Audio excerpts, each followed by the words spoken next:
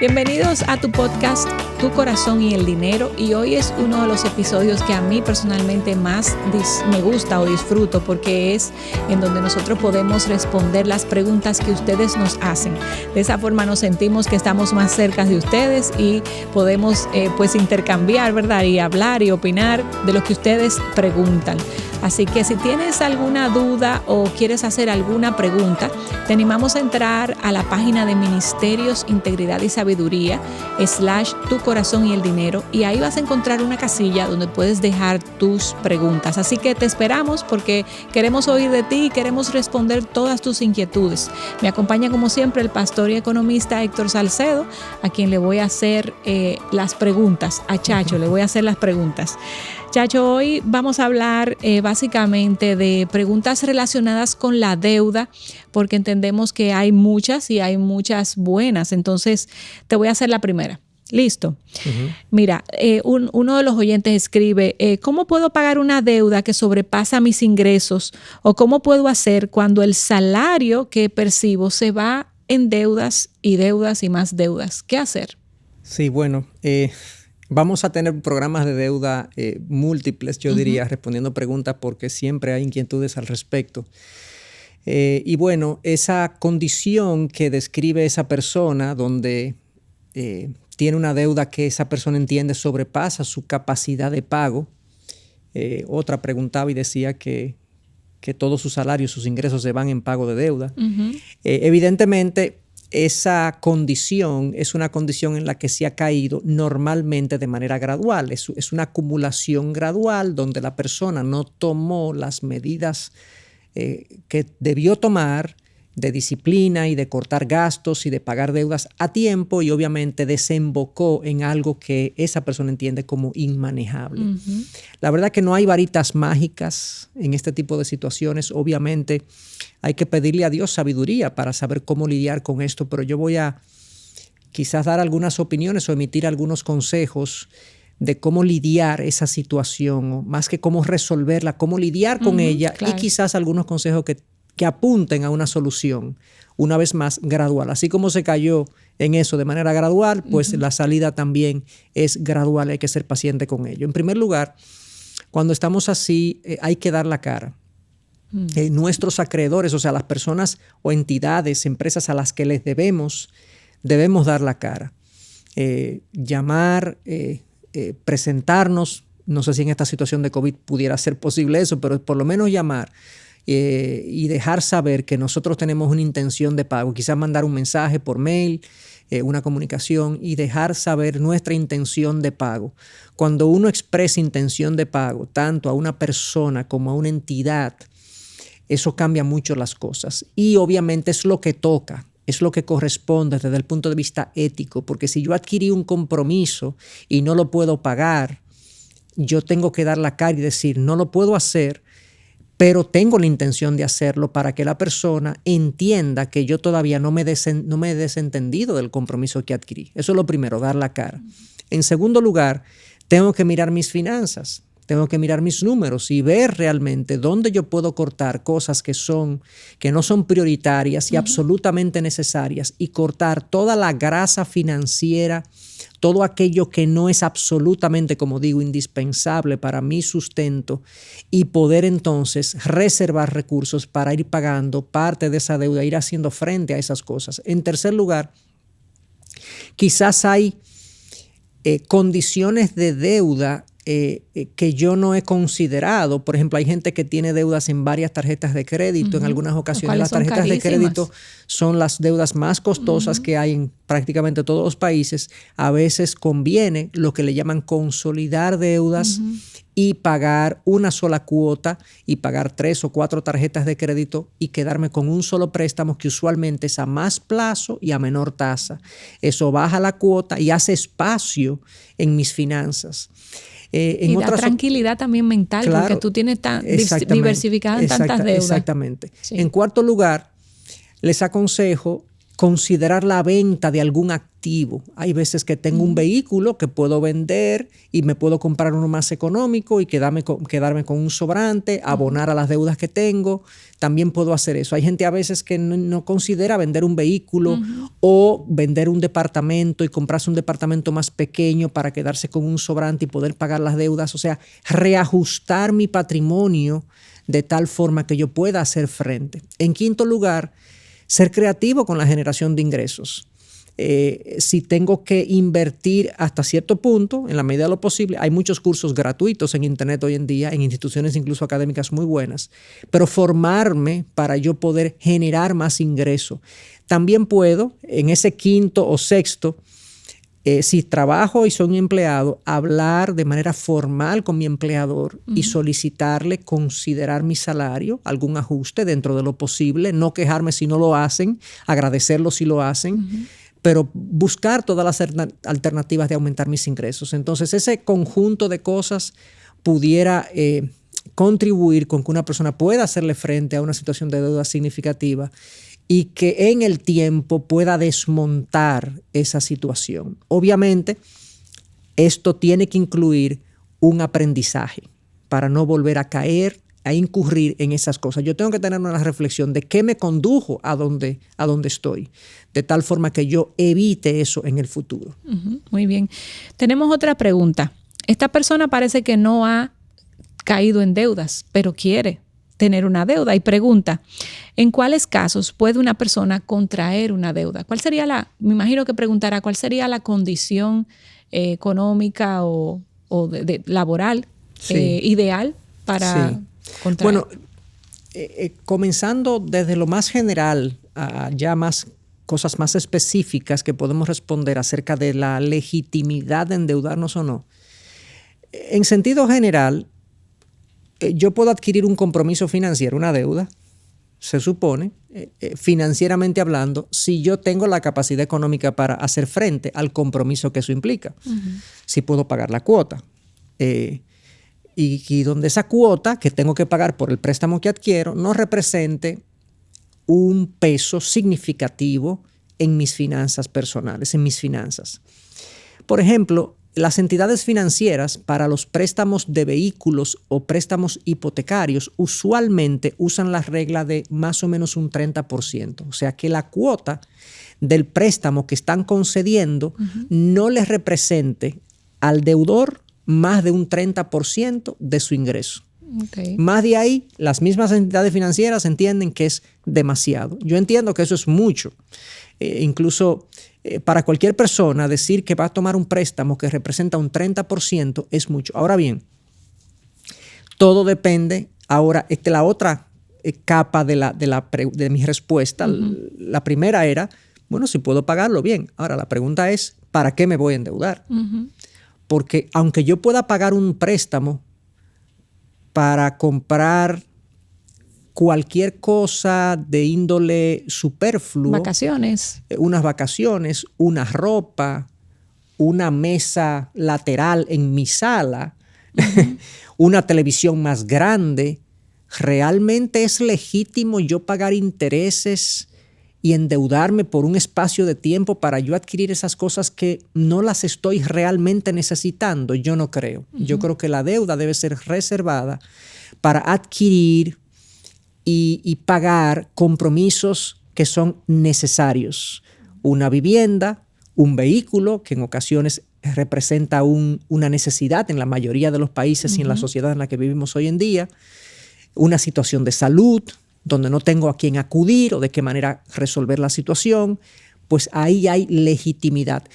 Quedo, por ejemplo, desempleado y entonces tengo que cubrir mis gastos usuales y regulares y no tengo a quién acudir tampoco, pues me endeudo y entonces puedo pagar intereses. Pero fuera de esas necesidades, yo creo que hay poca legitimidad de yo endeudarme para cosas que no son necesarias.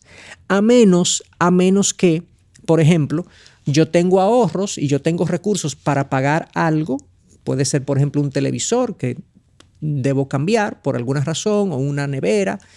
Y sucede que me están prestando a una tasa de interés que es menor que la que yo consigo de la inversión de mis fondos. O sea, que si tengo unos fondos que me está dejando, por ejemplo, un 5%. Exacto. Y en vez de sacar ese dinero de mis fondos, yo tomo prestado a un 2%, hace todo el sentido. Hace todo el sentido porque me están prestando más barato que lo que yo estoy consiguiendo. ¿Para qué voy a usar mis ahorros? Pero solo en ese caso. Solo en esos casos, que no se da siempre. Es muy poco probable, pero ocurre. Que a veces uno puede conseguir más rendimiento. Y entonces, hay empresas también que te financian sin intereses como parte de promociones. ¿Tú puedes hacer uso de eso? Exactamente. Yo pienso que sí, siempre y cuando lo que tú estés adquiriendo, tú, en caso de que tus ingresos caigan abruptamente, tú tengas recursos para pagar eso, aunque sea con cero interés. Pero en caso de que tú pierdas ingresos, tú puedas pagar eso que cogiste, eso que tomaste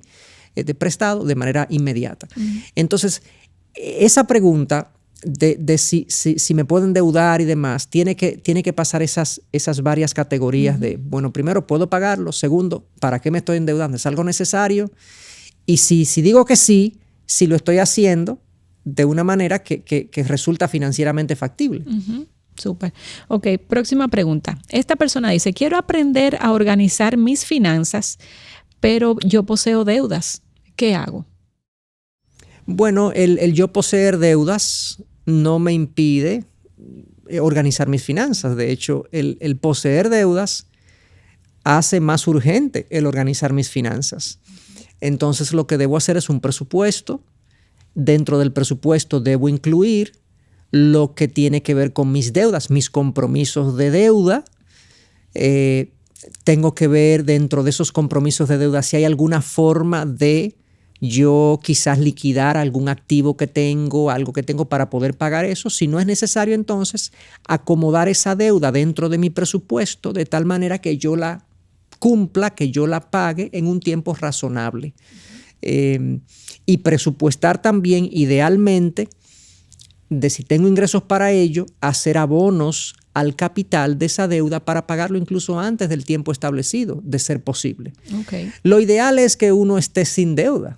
Eso es lo ideal. Pero a nivel personal. No es real en muchos de los casos. En muchos casos, claro, correcto. Por eso la mayoría de nosotros tenemos que endeudarnos, por ejemplo, para adquirir una vivienda, en la mayoría de los casos. Y hace sentido esas deudas. Y hace sentido porque tú estás adquiriendo algo que es una necesidad, que de no comprarlo tendría que alquilarlo. Como quiera, hay una partida de gasto importante en tu presupuesto dedicado a vivienda, ya sea alquilada o adquirida. Entonces hace sentido a veces adquirir en lugar de alquilar.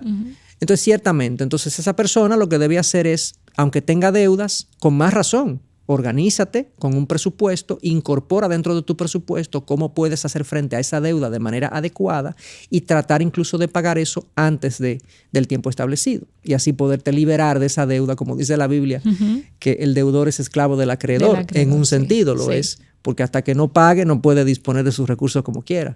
Y en ese sentido, Chacho, tú sabes que hay personas que aún debiendo quizás a particulares o a familiares, no pagan esos compromisos porque hay una confianza y deciden tomar esos fondos y complacer sus deseos.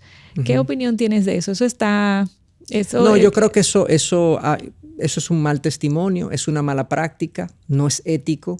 Que si yo le debo a mi familiar, a mi padre, a mi hermano, a mi colega, a mi amigo, unos recursos que le pedí prestado hace un tiempo porque tenía una necesidad y hoy en día él me ve cambiar el vehículo, él me ve comer fuera con frecuencia, él me ve que me voy de viaje, si yo no le pago a él y estoy haciendo uso de esos recursos, eso es un abuso de confianza. Mal testimonio. Es un mal testimonio porque no estoy siendo responsable, porque si pedí recursos prestados porque tenía necesidad y ahora yo estoy mostrando que estoy consumiendo cosas que son absolutamente innecesarias y superfluas, esa persona va a cuestionar, bueno, pero ¿cuál es la ética y la integridad de esta persona? Definitivamente debo primero cumplir mis compromisos para luego poder yo darme las libertades, alguna de ellas, si es que son legítimas. Mira esta pregunta que hacen, ya casi terminando. ¿Es sabio hacer un préstamo para emprender un negocio donde los bancos tienen tasas de interés de más de un 15% anual? Bueno, la tasa de interés es hasta cierto punto irrelevante. La pregunta es si es válido y sabio endeudarme para un emprendimiento. Uh-huh. En principio, no, porque todo emprendimiento tiene riesgos. Entonces, la deuda es algo que yo tengo que pagar sí o sí, me vaya bien o me vaya mal. Uh-huh. ¿Ok? ¿Quiere decir eso que yo no puedo endeudarme para emprender? No, yo no estoy dando un no absoluto, porque vamos a suponer que yo voy a hacer un emprendimiento y requiero $10,000 para ese emprendimiento. Yo tengo esos $10,000 disponibles como un ahorro. Yo los tengo. Pero me están dando unas facilidades financieras muy buenas. Yo pudiera considerar, bueno, me voy a endeudar para el emprendimiento, siempre y cuando yo haya hecho mi análisis y entiendo que es un emprendimiento que tiene una alta probabilidad de éxito, pero también tiene una probabilidad de fracaso. Okay, si me va mal, si fracasa mi emprendimiento, yo tengo cómo sustentar y cómo pagar el compromiso, y por lo tanto no quedo mal, no tengo implicaciones legales de faltar a mi compromiso, entonces lo pago con mi ahorro, pero las condiciones financieras que me facilitaron me permite el emprendimiento sin hacer uso de mi ahorro, para el cual yo lo tengo reservado, ¿no? Entonces, yo diría que todo emprendimiento debería hacerse con recursos propios. Si yo no tengo los recursos personales, en lugar de buscarlo prestado, pudiera buscar una persona que me los facilite en calidad de sociedad. ¿Okay? Uh-huh. Claro, ahí hay otras consideraciones que hacer, porque conseguir un socio compatible con uno, con la misma forma de trabajar, que confíe en uno, es complicado, pero lo ideal es emprender con recursos propios o con recursos, digamos, que otro aporten al emprendimiento, no como deuda, porque la deuda hay que pagarla sí o sí. Y por eso me refiero que es bueno comenzarlo con recursos propios o con recursos que otro aporte, como acciones, como contribución, porque si me va mal en el emprendimiento, sencillamente, bueno, perdí yo, perdió el otro, claro, y no tengo que pagar, no me quedo con el compromiso. Claro. Y el mismo hecho de si mucha gente pudiera preguntarse, bueno, pero si tú tienes los $10,000, ¿para qué vas a tomar un préstamo? Y es que esos intereses tú lo puedes cargar como gastos a la compañía. Exactamente, hay un beneficio fiscal de cargarlo como gasto. Hay ciertas condiciones financieras que facilitan, que permiten que ese uso de financiamiento haga sentido. Siempre preguntar, ¿verdad? Y tener la consulta con alguien más. Hay sabiduría en la multitud de consejos, dice la Biblia. La última pregunta, si tengo deudas y no me alcanza para diezmar, yo sé que esto es algo quizás muy particular de cada iglesia, pero ¿cuál sería tu opinión? Sí, tal y como dices, puede ser algo que un pastor u otro respondan de manera distinta. Yo voy a manifestar quizás mi postura y puede diferir de la postura de otros. Cada quien tiene que buscar consejo en su autoridad espiritual, digamos, pero es mi parecer que si una persona tiene deudas y no puede diezmar, obviamente está en una situación muy complicada.